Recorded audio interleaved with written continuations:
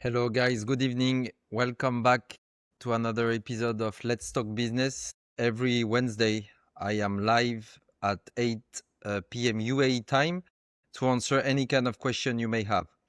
So I remind how it works. The first part of the live, I will be answering the questions that I received during the past week that I have selected that I think that are relevant for the live, and then I will let the chat open for any kind of Q&A live. If you have any question, please keep it. And when I will open the chat, I will say to the chat that you can launch your question and I will be able to answer. So do not send your questions before. Send your questions when I will say it.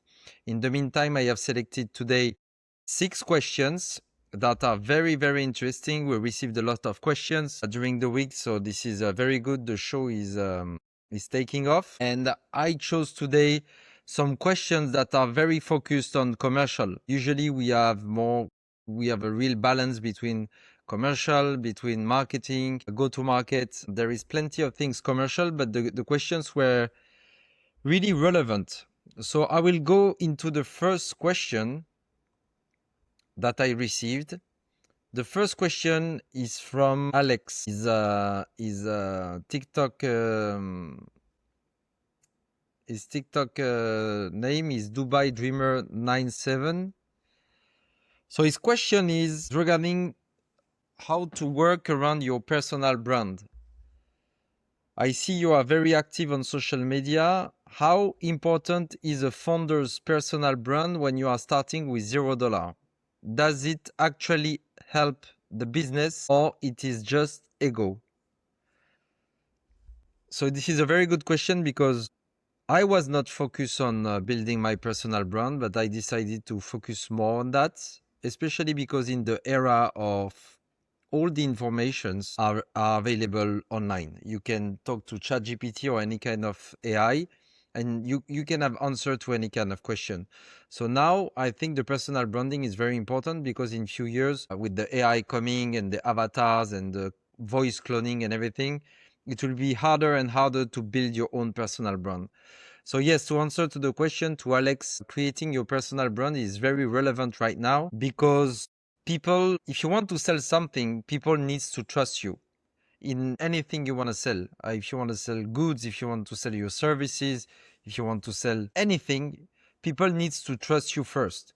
So if you want to reach people that don't know you yet personally, they need to be confident and see you regularly on social. By seeing you on social, it's very important because they get confident at seeing you every day, posting, giving your opinion on some topics, and showing your expertise. Because when you show your expertise, people are learning from you, and so trust is your first currency, if I can say it like it. This is your first currency, especially when you have no money. When you have no money to put some ads, when you have no money to put anything, the trust that you can build online, this is your currency. And when you want to then monetize the audience, people will invest in you first. So if they believe in you, you will be able to sell them and they will be open to receive and to have some advice from you because they will trust you. Your personal content will attract customers, partners, and investors organically. What is very interesting right now, as we are seeing on LinkedIn, on TikTok, and other social networks, is that the algorithm is now tracking the relevance of your content. So the more you focus on your expertise, the more you focus on the value that you deliver, the more the algorithm will take your content and put the content in front of your audience. So this is the massive change of the era we saw 10 years ago with Facebook and so on at the beginning. It was you had to pay or you had to have followers to reach people.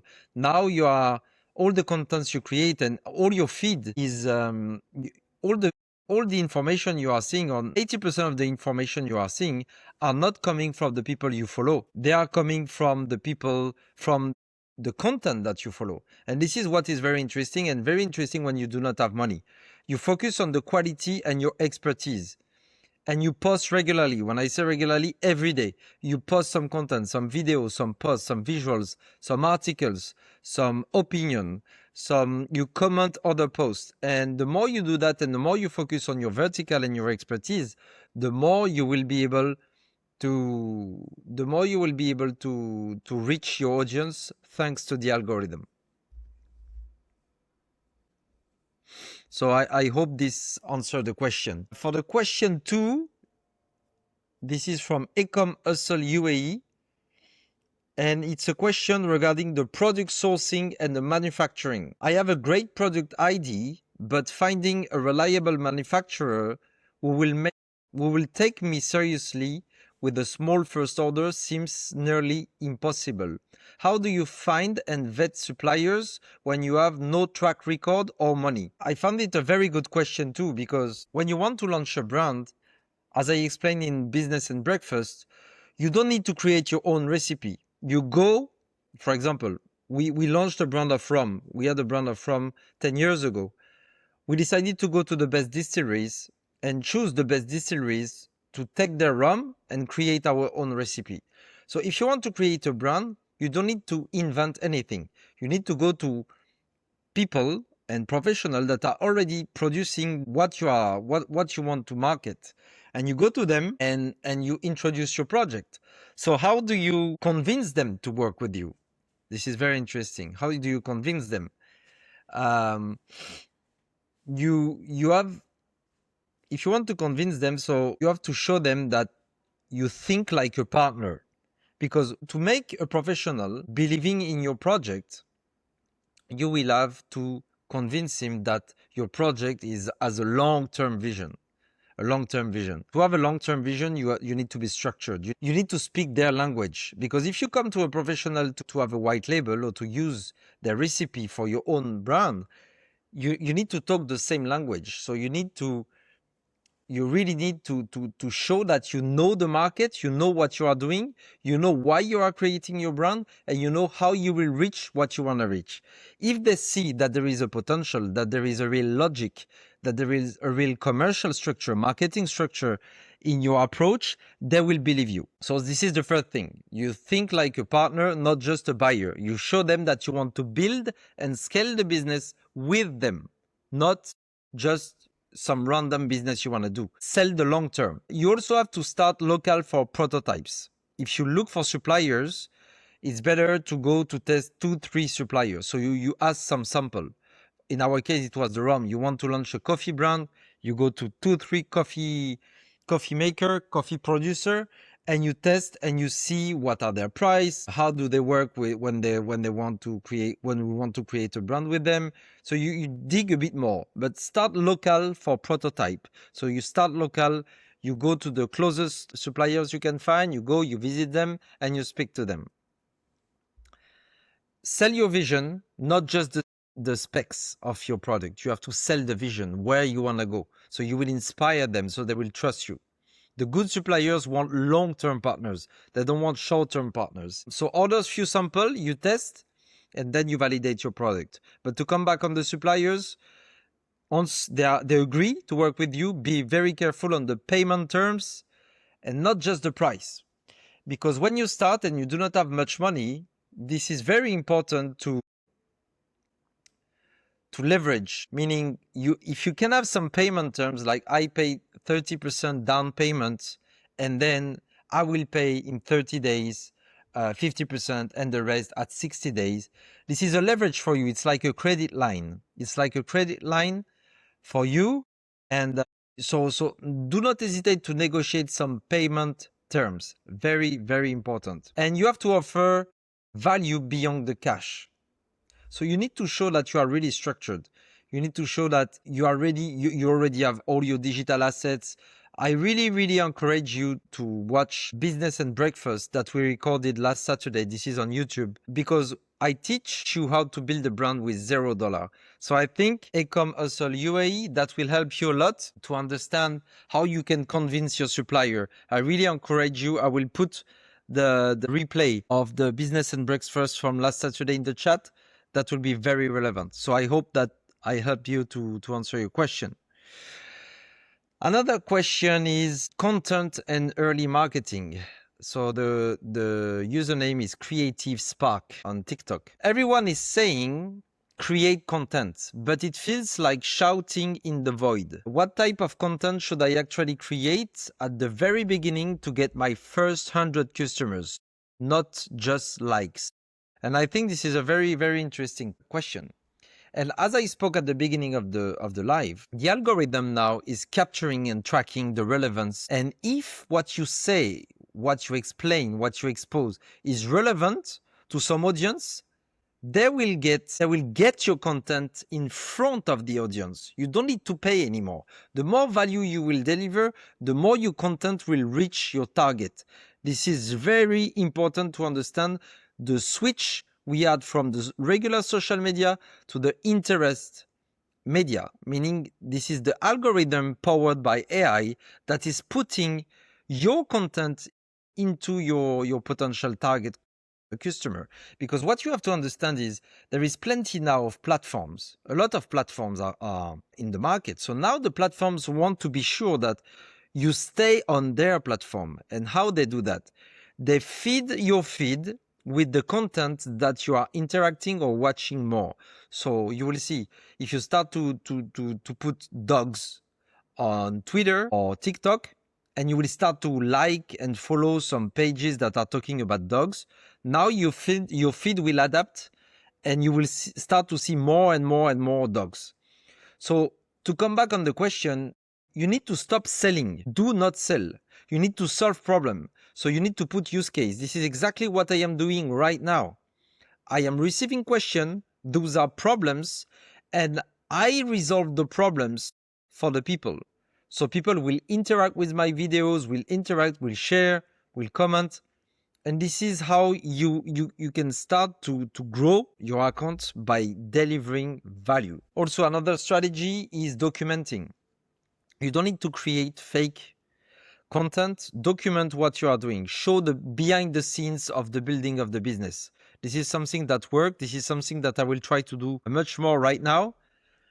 It's you have to document your life as a businessman. So like that, you don't need to create content. You just need to have someone filming you all the time, or you film, you do some live thing like we are doing. So like that, you are creating content. Forget about trying to go viral also. Focus on finding a real base, audience base. This is very important to find your audience base by delivering real value. Do not try to be viral because you saw something trending. Keep on what you are good at, what you want to sell to the people, and hammer it all the time. Try different angles, so like that you can really focus on, you don't know what you don't know. So you don't know if this approach will work or the other approach will work. So just try, but focus on your vertical. Obviously, you have to engage also with your audience. For example, now during the live, there is plenty of people. I say hi in the chat to the people. I say hi to D2S.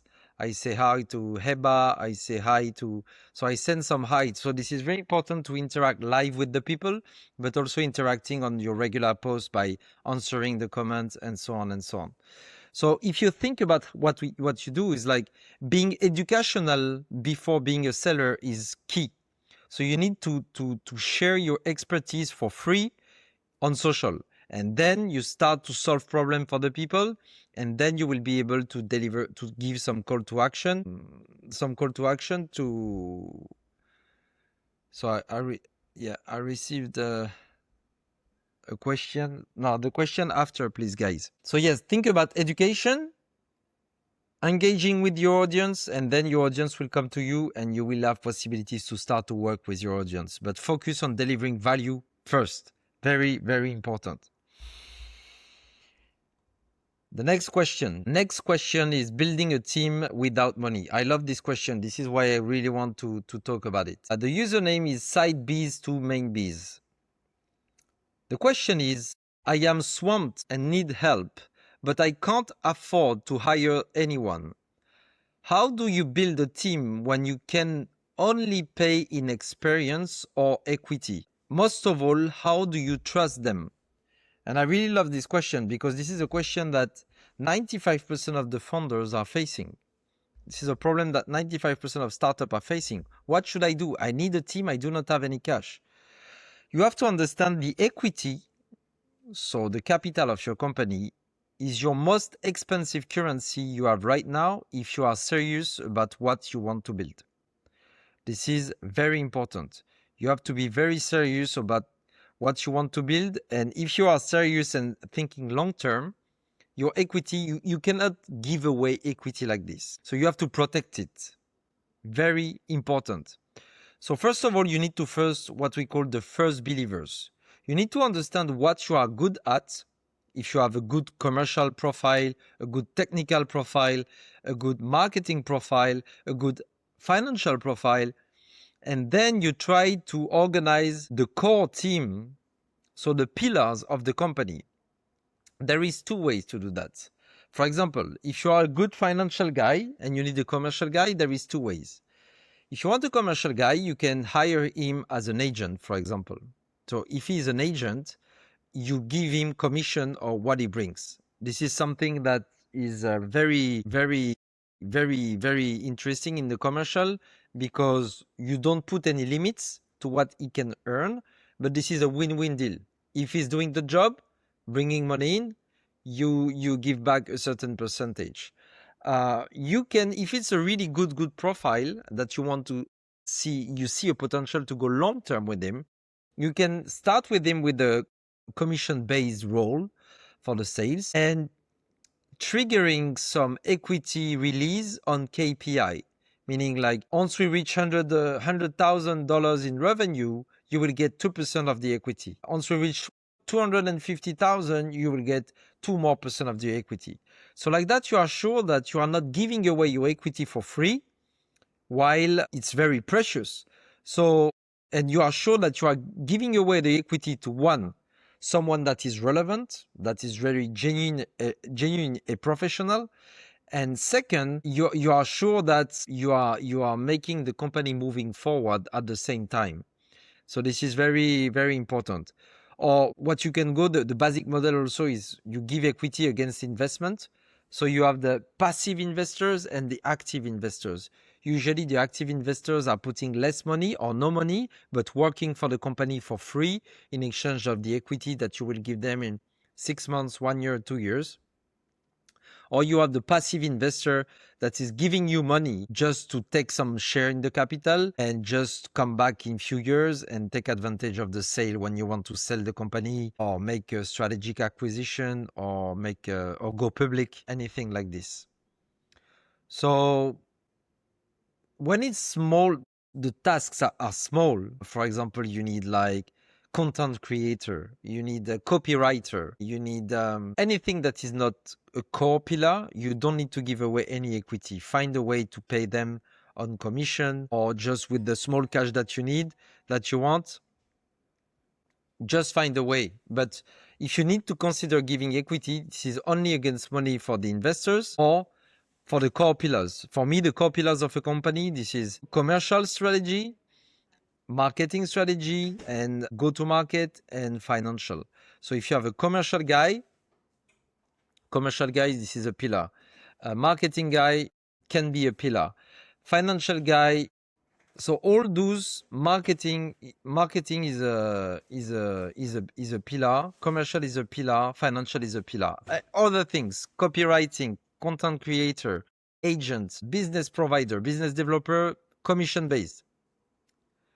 So this is very, very important to understand that when you give the equity away, this is trust that you are giving to some people. So trust is built in the trenches. Daily check-ins, shared wins, shared losses, because you will lose much more than you will win when you start, and full transparency. So putting the equity based on KPI, I think, is the most relevant in your situation when you start from zero. So I hope side B's to main B's is helping you. Next question. Negotiation and deal making. So the question is from Negotiate King. How do you negotiate with suppliers or partners when you have zero leverage? They have all the power and I am just a small startup. Is there any secret? So we need to reframe now what leverage means for you. It's not always about money or order size. You need to understand that your leverage can be much more your energy, your vision, your network, your ID, your plan to execute. Your leverage can be many, many things. It's not only about money or the order size you will have with your suppliers. If, for example, a supplier is working only with the big chains, if you are in the consumer product, you are doing, I don't know, you are doing coffee brand, and if the supplier, for example, is only selling to the big chains of supermarkets, is probably making really small margins. By working with you, he will be able to make more margin and develop probably more qualitative distribution network. For example, if you are a coffee brand, you want to be very high level, you want to have a very nice packaging, a very nice support, very nice POS, very good team, very good stuff, very good materials, everything that is surrounding the brand is very good. You will probably pull up the quality of the product, and that's interesting in that case for a supplier, because he said that I will be able to sell him at a higher price, and as you will be focused on the brand, that will become your main thing. You will be more agile, so you will be more reactive into the market compared to the biggest brand that are using supermarket channels to sell. So I think it's very interesting to think that way. Your value when you are small and entrepreneur, this is valuable because you can be more flexible, you can move to the market faster, you can take advantage of opportunity faster. So this is what is your leverage in that case. You go to the supplier and you sell them what they don't have. If you know this supplier, for example, if you want to do a supermarket brand, you go to a supplier that is doing niche, because like that you will become complementary to his own business. So this is also something very interesting, to find complementarity in all the people you are interacting with. That can be your suppliers, that can be your partners, that can be your investors, that can be your employees. Complementarity is key in that moment. So if we enter deeper in the leverage number one, I would say this is your vision and the future potential. So you have to sell the long term. The second leverage you can really push is your speed and flexibility. As I said before, your fast track to market. I can go to market. I can launch the brand in 30 days. Again, I really encourage you to go to my replay business and breakfast of Saturday, building a brand with $0. I talk about that. When you are small, your speed and your flexibility is your asset. So this is another leverage for you. And leverage 3 would be the preparation. Show the business plan, show you your vision, show you understand the competition, show you understand the industry. This is very important. And also in your negotiation, when you will start to negotiate with your suppliers to get leverage, there is a golden rule. Do not hesitate to walk away, to say that I am not interested. Because you have to make them understand that there are also other suppliers that are keen to help you. Even if it's not true, you leverage that. You say that there is plenty of competition that want to work with me because I have a great vision. So take advantage. I am here, but you have to give me that price and I go with you. This is the way you negotiate. So to come back, your leverage is not money or your size order. That is your vision, that is your energy, that is the future potential, that is the complementarity that you can provide them to the business, because like that you can add an angle to their business. So this is how you need to approach your leverage. Leverage is not only about money or order size. And last question, knowing when to scale. So this is a topic on scaling the business. The username is growthhacker247. I am getting some initial sales and it's very exciting. My instinct is to pour money into ads and grow as fast as possible. When is the right time to actually scale? And what's the biggest mistake I should avoid? I think this is a very smart question, growth hacker, because when you start to sell online, you will get some excitement because you will receive money. You will start to receive money, and you will be really tempted to go all in. You said that, oh, it's working. Now, I would really encourage, this is what we said, that the biggest mistake would be to scale a leaky bucket. Meaning, it's not because you have orders entering in that the business is ready to scale. You need to look some metrics. The first metric I will tell you to look at is your CAC, your customer acquisition cost, compared to your LTV, the lifetime value of your customer. This is one of the metrics that is one of the most relevant when you are a startup, and what we look at Limitless Capital when we invest or work with a startup, this is the CAC ratio versus the LTV, meaning your customer acquisition cost is the money you pay to get a customers, for example, and the lifetime value is what you can expect to get from a customer as a minimum or average basis. So if you are spending $25 to get a customer and his lifetime value is $100, meaning like when you onboard the customers, you can take him $100 in average, this is a good business because you have a ratio of 4 per 1, meaning you have to spend $25 to get the customers and you take from the customers $100. The other way around is like you could spend $50 and only get $25 from your customers. This is a bad ratio. All the investors before scaling, when we say scaling is pouring more money to repeat the business model or the revenue model you applied that is working, scaling is just putting money to repeat at a larger scale. So when I want to come back to scaling a leaky bucket, it's like, okay, you can receive order, but how much you spent to get this order? So you need to focus on this metric, your CAC and your LTV. How is your brand growing? Are you receiving the money only from the ads? Do you have some repeating customers? Meaning like if a customer came came back, this is a very green light when people are coming back. And if you have like, for example, 40% of your revenue generated from recurring customer, this is a very, very good signal. The scalability is not only about investing. Is your business scalable? Meaning, if you put 10 times more money to get 10 times more customer, is your supply chain or customer service ready to attack that? And when you prepare for scenarios, you always need to prepare for the best scenarios and the worst scenarios. But the worst scenarios can become the best and vice versa. For example, for you in your vision, the best scenarios would be to get 10 times more order. Okay, great. But that can become the worst scenarios if you cannot fulfill the orders. So scaling is about understanding your metrics, understanding how it works. Is your CAC good? Is your LTV good? Is your capacity to scale good? Is the relevance of your content is good?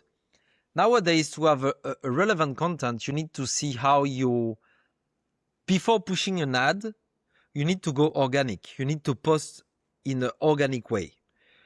Now you have to do 10 posts and you see what is working the best organically in terms of impact. Because as I said before, the algorithm of the social network right now are capturing the relevance of the content to put that in the face of the potential target consumer. So this is very interesting because now this is a free marketing. So you launch 10, 15, 20 posts with different angles, different way to introduce it, and you see what is working the best. The best working post, organic post, will be your best ads. And then you can start to push the ads. So there is several layers to come back on your question, growth hacker.